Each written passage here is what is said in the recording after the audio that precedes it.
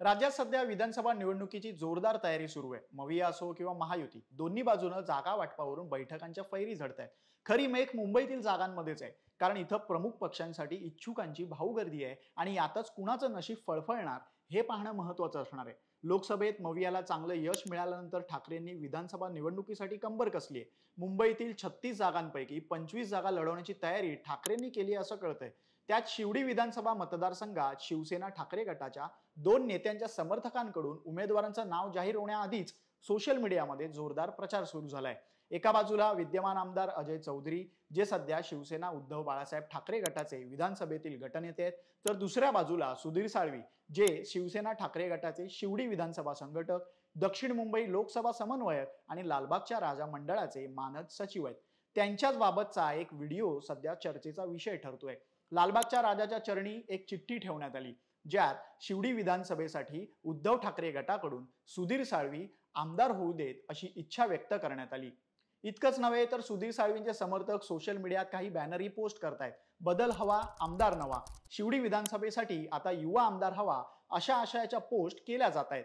तर चौधरींच्या समर्थकांकडून आमदार अजय चौधरी हॅट्रिक साधणार, इतिहास घडवणार अशा पोस्ट केल्या जात आहेत।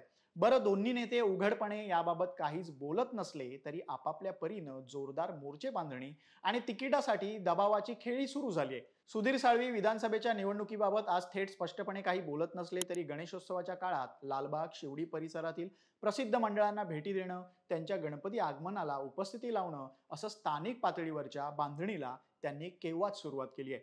दुसरीकडे अजय चौधरी हे ठाकरेंचे निष्ठावंत सैनिक आहेत। एकनाथ शिंदे बाहेर पडल्यानंतर ठाकरेंनी शिंदेंकडे असलेल्या गटनेते पदासाठी अजय चौधरींची निवड केली।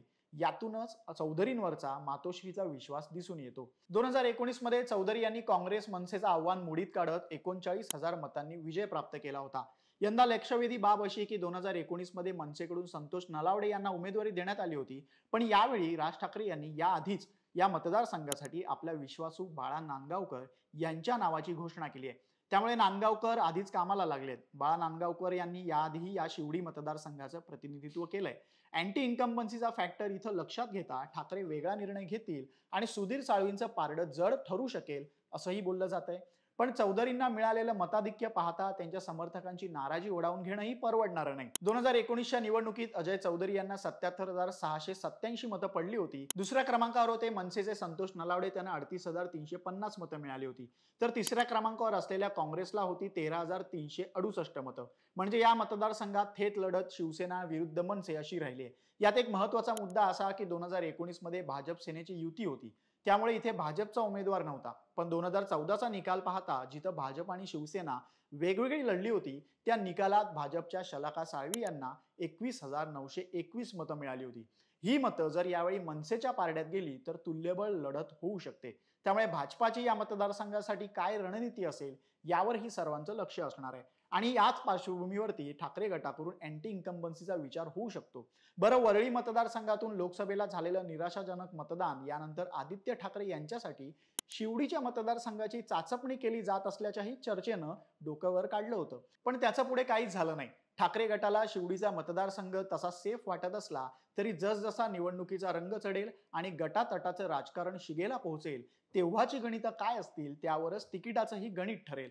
त्यामुळे शिवडी मतदारसंघात सुधीर साळवींना लालबागचा राजा पावणार की अजय चौधरींवरच विश्वास दाखवला जाणार हे येणारा काळच सांगेल। तुम्हाला काय वाटतं? तुमचं मत कमेंट बॉक्समध्ये नक्की नमूद करा आणि मुंबईतील अशाच अपडेट्स आणि बातम्यांसाठी लोकमत मुंबईला फॉलो करा, यूट्यूब चॅनल सबस्क्राईब करा।